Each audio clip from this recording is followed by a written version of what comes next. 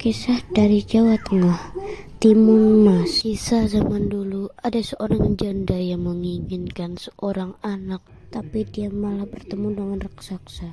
Hei, kamu mengabaikanku, Kau tidak boleh pergi. Kau akan aku makan. Tolong, jangan makan aku. Lalu apa yang bisa kau lakukan? Randa berpikir dan dia berkata, Aku hanya bisa menanam. Aku ingin memakan anak remaja yang berumur 19 tahun. Tanam ini, lalu kembali 19 tahun lagi, aku akan memakannya. Randa berpikir, bagaimana ini? Ini adalah tanaman timun. Bagaimana bisa berubah menjadi bayi? Tapi dia tetap menanamnya. Lalu beberapa bulan setelah menanamnya, dia membelah timun itu dan di dalamnya ada bayi perempuan yang sangat cantik. Anak itu dia beri nama Timun Mas karena berasal dari timun. Sejak kecil Timun Mas berbahagia dengan ibunya, tapi sekarang dia sudah berumur 19 tahun.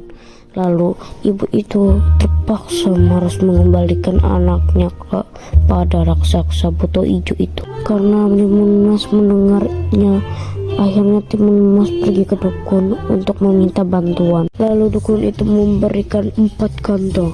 Lalu dia berkata, pakai ini untuk mengalahkannya, hati-hati nak. Akhirnya Timun Mas pun bertemu dengan raksasa buto hijau itu. Akhirnya makanan yang kutunggu bertahun-tahun tiba. Kau tidak boleh memakanku, dan tidak ada yang boleh kau makan dasar buto hijau. Kau tidak boleh memberontak dasar makanan. Mereka pun berkejar-kejaran. Timun Mas membuka kantong pertama dan berkeluar akar mentimun yang ukurannya sangat besar. Tapi raksasa buto hijau itu melepaskan ikatan dan kembali mengejar Timun Mas. Karena ketakutan, akhirnya Timun Mas mengeluarkan bungkusan yang kedua. Lalu tiba-tiba bambu-bambu muncul dari bawah dan menghalang pergerakan sang raksasa buto hijau.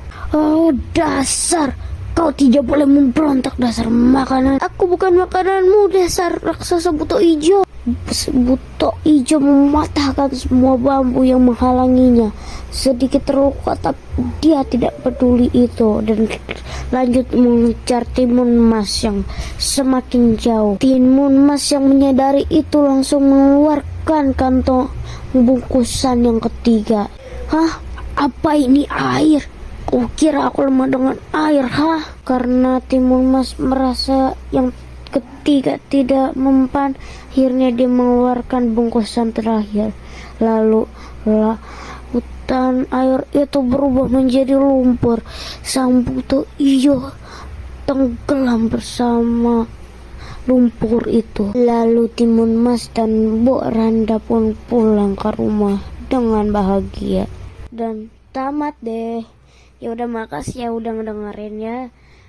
Maknanya ada di komen ya, jangan lupa di like sama subscribe. Jangan nonton doang, nonton udah bagus sih ya. Makasih ya, terima kasih.